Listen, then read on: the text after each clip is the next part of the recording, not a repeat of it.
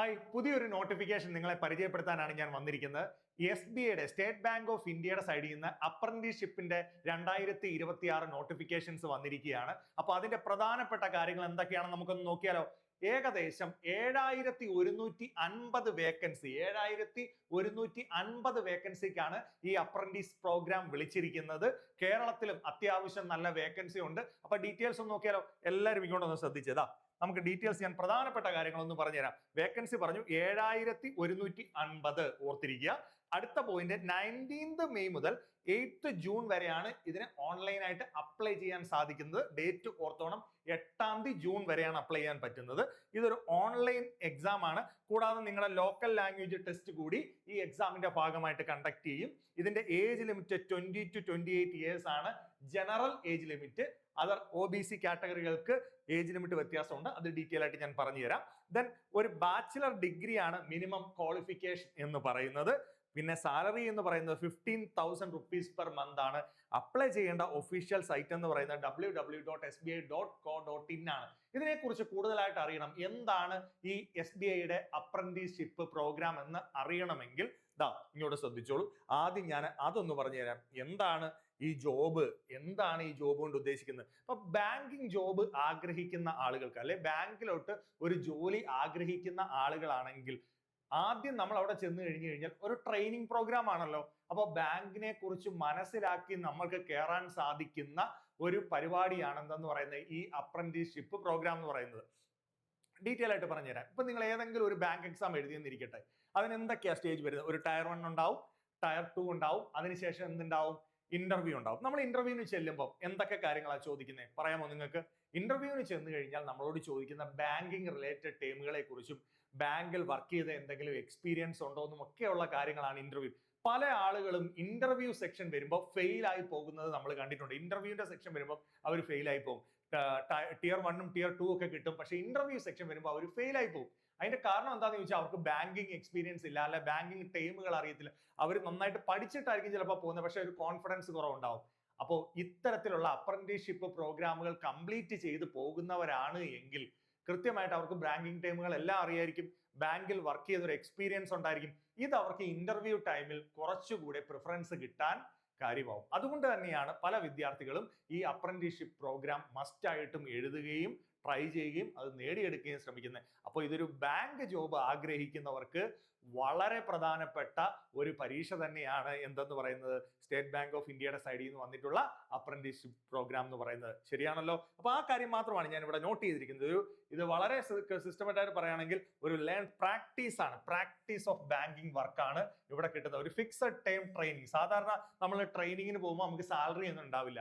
ഇവിടെ ഒരു സ്റ്റൈഫൻഡോട് കൂടി നമുക്ക് ട്രെയിനിങ് കിട്ടുന്നു, ഒരു 1 year പ്രോഗ്രാം കിട്ടുന്നു എന്നുള്ളത് തന്നെയാണ് എന്തെന്ന് ഉദ്ദേശിക്കുന്നത് apprenticeship program. State bank of ഇന്ത്യയുടെ സൈഡിൽ നിന്ന് വരുന്ന അപ്രന്റീസ്ഷിപ്പ് പ്രോഗ്രാം എന്ന് പറയുന്നത്. അപ്പൊ നിങ്ങൾക്ക് അത് മനസ്സിലായി എന്ന് വിചാരിക്കുന്നു. നെക്സ്റ്റ് പ്രധാനപ്പെട്ട ചില പോയിന്റുകൾ. അപ്പൊ ഈ പ്രോഗ്രാം ഇഷ്ടപ്പെടുന്നവരാണെങ്കിൽ അല്ലെങ്കിൽ ഈ ജോബ് ഓപ്പർച്യൂണിറ്റി നോക്കുന്നവരാണെങ്കിൽ ഈ പ്രധാനപ്പെട്ട കാര്യങ്ങൾ കൂടി ഒന്ന് മനസ്സിലാക്കി വെക്കുക. ഇമ്പോർട്ടന്റ് ഡേറ്റുകൾ ഏതൊക്കെയാണ്? മക്കളെ, ലാസ്റ്റ് ഡേറ്റ് എന്ന് പറയുന്നത് 8th ജൂൺ 2026 ആണ് എന്ത് ചെയ്യുന്നത് നമുക്ക് ഈ എക്സാമിന് അപ്ലൈ ചെയ്യാൻ പറ്റുന്ന ലാസ്റ്റ് ഡേറ്റ് എന്ന് പറയുന്നത്. ഏകദേശം ജൂലൈ ഒക്കെ ആവുമ്പോൾ നമുക്ക് ഇതിന്റെ എന്തുണ്ടാവും? ഓൺലൈൻ എക്സാം ഡേറ്റ് ഏകദേശം എക്സ്പെക്റ്റഡ് പറയുന്നത് ജൂലൈ 2026 ആണ്. അപ്പൊ അപ്ലൈ ചെയ്യേണ്ട ഡേറ്റ് നിങ്ങൾ ഓർത്തു വെക്കുക, 8th ജൂൺ 2026. ഈ ടെസ്റ്റിൽ എന്തൊക്കെ കാര്യങ്ങളാണ് വേണ്ടതെന്നുള്ളത് ഞാൻ പറഞ്ഞുതരാം. അപ്പൊ നിങ്ങൾ ഈ കാര്യങ്ങൾ നോട്ട് ചെയ്തല്ലോ. അപ്പൊ ഇമ്പോർട്ടന്റ് ഡേറ്റ് എന്ന് പറയുന്നത് ഇത് തന്നെയാണ്, 8th ജൂൺ 2026. അടുത്ത മാസം 8th തീയതി വരെയാണ് നമുക്ക് എന്ത് ചെയ്യാൻ സാധിക്കുന്നത്? അപ്ലൈ ചെയ്യാനായിട്ട് സാധിക്കുന്നത്. ഇനി അടുത്ത ഒരു പ്രധാനപ്പെട്ട കാര്യം എന്താ? SBI അപ്രന്റീസ്ഷിപ്പ് വേക്കൻസി ഞാൻ അത് തുടക്കത്തിൽ പറഞ്ഞു കഴിഞ്ഞു. എത്രയാ വേക്കൻസി വരുന്നതെന്ന് പറഞ്ഞു?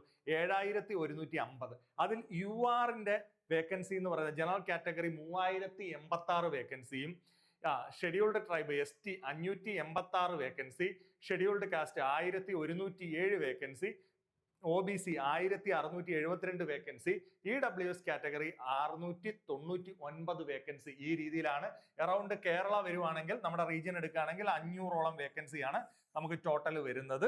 അപ്പോൾ നമ്മുടെ കേരളത്തിൽ എല്ലായിടത്തും എക്സാം സെന്ററുകൾ അവൈലബിൾ ആയിട്ടുണ്ട്. അപ്പോൾ ഇത്രയും ഇൻഫർമേഷൻസ് കിട്ടിയല്ലോ, വേക്കൻസിയെ സംബന്ധിച്ചുള്ള പ്രധാനപ്പെട്ട ഇൻഫർമേഷൻസ് നിങ്ങൾക്ക് കിട്ടിയല്ലോ. ഓക്കെ, ഇനി അടുത്തൊരു പോയിന്റ് എനിക്ക് പറയാനായിട്ടുള്ളത് എന്താണെന്ന് ചോദിച്ചു കഴിഞ്ഞാൽ അപ്രന്റീസ്ഷിപ്പ് എലിജിബിലിറ്റി ക്രൈറ്റീരിയ എന്താണ് എലിജിബിലിറ്റി നോക്കൂ. ഇതിന്റെ എലിജിബിലിറ്റി വരുന്നത്, ഇതിന്റെ പ്രധാനപ്പെട്ട എലിജിബിലിറ്റി വരുന്നതെന്ന് പറയുന്നത് 3 ഫാക്ടേഴ്സ് ആണ്. ഒന്ന് ഏജ് എന്ന് പറയുന്നത് ഞാൻ പറഞ്ഞു 20 മുതൽ 28 വയസ്സ് വരെയാണ് ഏജ് ലിമിറ്റ് ജനറൽ കാറ്റഗറിക്ക് വരുന്നത്. പക്ഷേ SC/ST കാറ്റഗറി ആണ് 5 ഇയർ റിലാക്സേഷൻ ഉണ്ട്, OBCക്ക് 3 ഇയർ റിലാക്സേഷൻ ഉണ്ട്, ഫിസിക്കലി വിത്ത് ഡിസബിലിറ്റി ഉണ്ടെങ്കിൽ ജനറൽ കാറ്റഗറി ആണെങ്കിൽ 10 ഇയർ, SC/ST കാറ്റഗറി ആണെങ്കിൽ 13 ഇയർ, OBC കാറ്റഗറി ആണെങ്കിൽ 15 ഇയേഴ്സ് എന്ന രീതിയിൽ എന്തുണ്ട് ഏജ്. അപ്പൊ ഏജ് മസ്റ്റ് ആയിട്ട് നമ്മൾ നോക്കേണ്ട ഒരു കാര്യമാണ്. നമ്മൾ ഇതിന് എലിജിബിൾ ആയിട്ടുള്ള ഏജ് ലിമിറ്റിൽ വരുന്ന ആളാണോ എന്ന് എന്ത് ചെയ്യുക, ചെക്ക് ചെയ്യുക. അതാണ് നിങ്ങളുടെ ഒന്നാമത്തെ പരിപാടി. അത് മനസ്സിലായല്ലോ. അപ്പോൾ ഏജ് ലിമിറ്റ് ഉണ്ട്.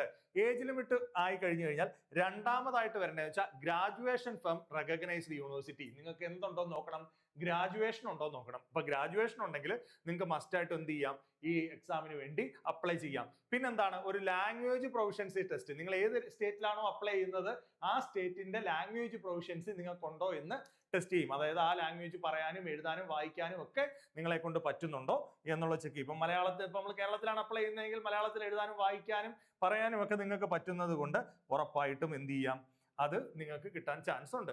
ഇനി അതിന്റെ ആപ്ലിക്കേഷൻ ഫീ, മക്കളെ ആപ്ലിക്കേഷൻ ഫീ എന്ന് പറയുന്നത് 300 rupees ആണ് ജനറൽ, OBC, EWS കാറ്റഗറി വരുന്നത്. SC/ST കാറ്റഗറി ആളുകൾക്ക് എന്തില്ല, നില്ലാണ് വരുന്നത്. ഈ ഒരു കാര്യം പ്രത്യേകം ശ്രദ്ധിക്കുക. ആപ്ലിക്കേഷൻ ഫീ ഉണ്ട് ഇതിന് അപ്ലൈ ചെയ്യാനായിട്ട്. ഓക്കെ, ക്ലിയർ ആണേ.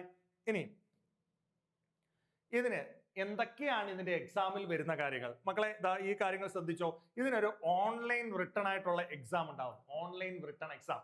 ഈ എക്സാമിനകത്ത് ഒരു ഒബ്ജക്റ്റീവ് ടൈപ്പ് ടെസ്റ്റ് ആണ്. എന്തൊക്കെയാണ്, ഒരു 100 ക്വസ്റ്റ്യൻസ് വരുന്ന ഒബ്ജക്റ്റീവ് ടൈപ്പ് ടെസ്റ്റ്. അതിനെന്തൊക്കെയാണെന്ന് ഞാൻ പറഞ്ഞുതരാം. അപ്പൊ 100 മാർക്കിന്റെ ഒരു ഒബ്ജക്റ്റീവ് ടൈപ്പ് 100 ക്വസ്റ്റ്യൻസ് വരുന്ന 100 മാർക്ക് വരുന്ന 60 മിനിറ്റ് വരുന്ന ഒരു ഓൺലൈൻ എക്സാം ആണ് ഉള്ളത്. പിന്നെന്താ ഉള്ളത്, നിങ്ങളുടെ ലോക്കൽ ലാംഗ്വേജ് ടെക്സ്റ്റ് ചെയ്യുമെന്ന് ഞാൻ പറഞ്ഞു. നിങ്ങൾ ഏത് സ്റ്റേറ്റിലായിട്ടാണോ അപ്ലൈ ചെയ്യുന്നത് അവിടുത്തെ ലോക്കൽ ലാംഗ്വേജ് ടെക്സ്റ്റ് കൊടുക്കും. പിന്നെ നിങ്ങളുടെ സർട്ടിഫിക്കറ്റുകൾ വെരിഫൈ ചെയ്യും, നിങ്ങൾ ഡിഗ്രി ഉണ്ടോ എന്ന് നോക്കും. പിന്നെ നിങ്ങൾക്ക് എന്താണ്, മെഡിക്കൽ വെരിഫിക്കേഷൻ. ഇത്രയും കാര്യങ്ങൾ മാത്രമേ ഉള്ളൂ. അല്ലാതെ നമുക്ക് എന്തില്ല, റിയൽ ബാങ്ക് എക്സാംസിന്റെ കണക്ക് ഇന്റർവ്യൂയോ Tier 2 അങ്ങനെയുള്ള കാര്യങ്ങളൊന്നുമില്ല.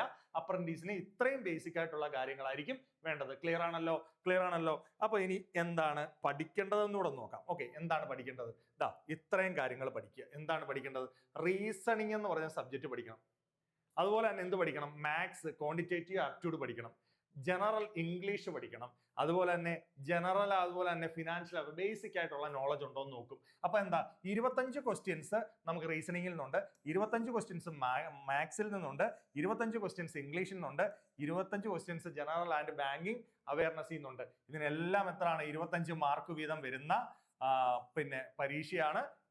ടൈം സ്ലോട്ട് ഉണ്ട്, 15 മിനിറ്റ് വീതമാണ് ഓരോ പാർട്ടിനും കിട്ടുന്നത്. അങ്ങനെ total 1 hour 60 minute, 100 mark, 100 questions എന്ന രീതിയായിരിക്കും ഇതിന് വരുന്നത്. സംഭവം ക്ലിയർ ആയല്ലോ. അപ്പൊ എന്താണ് പഠിക്കേണ്ടത്, നമ്മൾ സാധാ കോമ്പറ്റീറ്റീവ് ബാങ്കിങ് എക്സാമിന് പഠിക്കുന്ന പോലെ മാത്സ്, റീസണിങ്, ഇംഗ്ലീഷ്. അപ്പൊ ബാങ്കിങ് എക്സാമിന് പഠിച്ചുകൊണ്ടിരിക്കുന്ന വിദ്യാർത്ഥികളാണെങ്കിൽ അവർക്കൊരു അറ്റംപ്റ്റ് കൊടുക്കാം, യാതൊരു പ്രശ്നവുമില്ല.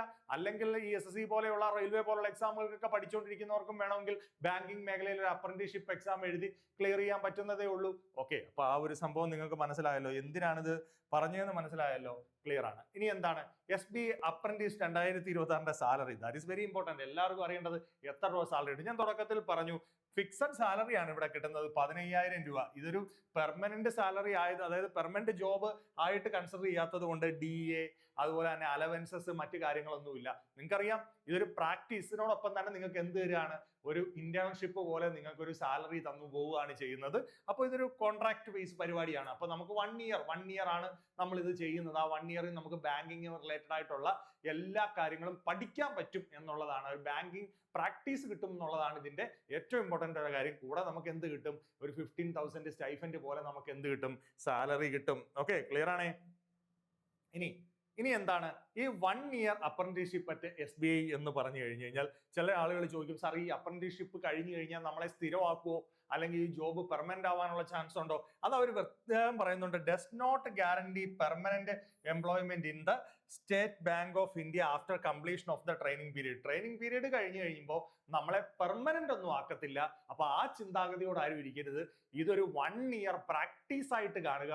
ഈ 1 ഇയർ പ്രാക്ടീസ് കിട്ടിക്കഴിഞ്ഞു കഴിഞ്ഞാൽ, ഞാൻ പറഞ്ഞത് തന്നെയാണ് ഇതിന്റെ അഡ്വാൻറ്റേജ്. എന്താണ്, ഇപ്പൊ നമ്മളൊരു ബാങ്ക് എക്സാംസ് പ്രിപ്പയർ ചെയ്തുകൊണ്ടിരിക്കുന്ന പല വിദ്യാർത്ഥികളും ഫേസ് ചെയ്യുന്നത് Tier 1 കിട്ടുന്നുണ്ട്, ടയർ 2 കിട്ടുന്നുണ്ട്, ഇന്റർവ്യൂ ചെയ്യുമ്പോൾ ഫെയിൽ ആവുന്നുണ്ട്. അപ്പോൾ ഈ രീതിയിൽ നമ്മൾ അവെയർ ആണെങ്കിൽ, ബാങ്കിങ് ടൈംസിനെ കുറിച്ചും ബാങ്കിങ് എക്സ്പീരിയൻസും ഉണ്ടെങ്കിൽ ഇന്റർവ്യൂ സെക്ഷൻ വരുമ്പോൾ നമ്മളെ വളരെയധികം ഹെൽപ്പ് ചെയ്യും. ആ ഒരു രീതിയിൽ വേണം നിങ്ങൾ ഈ കാര്യങ്ങളെ എടുക്കാൻ. അപ്പോൾ എല്ലാവർക്കും ഈ ഒരു വീഡിയോയിലൂടെ കൃത്യമായിട്ട് എന്താണ് സ്റ്റേറ്റ് ബാങ്ക് ഓഫ് ഇന്ത്യ നടത്തുന്ന അപ്രന്റീസ്ഷിപ്പ് പ്രോഗ്രാം എന്നും അതിൽ വന്നിരിക്കുന്ന വേക്കൻസീസും മനസ്സിലായി. അപ്പോൾ ഈ വീഡിയോ ഇഷ്ടപ്പെട്ടിട്ടുണ്ടെങ്കിൽ നിങ്ങൾ ലൈക്ക് ചെയ്യണം. അതുപോലെ തന്നെ നിങ്ങളുടെ സുഹൃത്തുക്കളിലേക്ക് നിങ്ങൾ എന്ത് ചെയ്യണം, ഷെയർ ചെയ്ത് കൊടുക്കുകയും വേണം. അപ്പൊ തീർച്ചയായിട്ടും ഈ വീഡിയോ ഇൻട്രസ്റ്റഡ് ആയിട്ട് താല്പര്യമുള്ള ആളുകൾ മസ്റ്റ് ആയിട്ടും അപ്ലൈ ചെയ്യുക. ഈ ഒരു അവസരം, ഈ ഒരു ഓപ്പർച്യൂണിറ്റി ഉപയോഗിക്കുക. ഓക്കെ, അപ്പൊ എല്ലാവരെയും സ്നേഹത്തോടു കൂടി തന്നെ ഞാൻ എന്ത് ചെയ്യുന്നു, അപ്പൊ മറ്റൊരു വീഡിയോയിൽ നമുക്ക് പുതിയൊരു നോട്ടിഫിക്കേഷനുമായിട്ട് കാണാം. അപ്പൊ എല്ലാവരും വൃത്തിയായിട്ട് എന്ത് ചെയ്യുക, നിങ്ങൾ ഇപ്പൊ ബാങ്കിങ് നോക്കുന്നവരാണെങ്കിൽ ബാങ്കിങ് എക്സാംസിന് വേണ്ടി പ്രിപ്പയർ ചെയ്യുക. നമ്മുടെ ചാനൽ മെയിൻലി സെൻട്രൽ ഗവൺമെന്റ് സൈഡിൽ നിന്ന് വരുന്ന നോട്ടിഫിക്കേഷൻസ്, ബാങ്കിങ് റിലേറ്റഡ് നോട്ടിഫിക്കേഷൻസ് നിങ്ങളെ അറിയിക്കുന്ന ചാനലാണ് ദിശ അക്കാഡമിയുടെ ചാനൽ എന്ന് പറയുന്നത്. അപ്പോൾ എന്ത് ചെയ്യുക, എല്ലാവർക്കും വീഡിയോ ഇഷ്ടപ്പെട്ടിട്ടുണ്ടെങ്കിൽ മസ്റ്റായിട്ടും ലൈക്ക് ചെയ്യുക, ഷെയർ ചെയ്യുക, സബ്സ്ക്രൈബ് ചെയ്യുക. താങ്ക്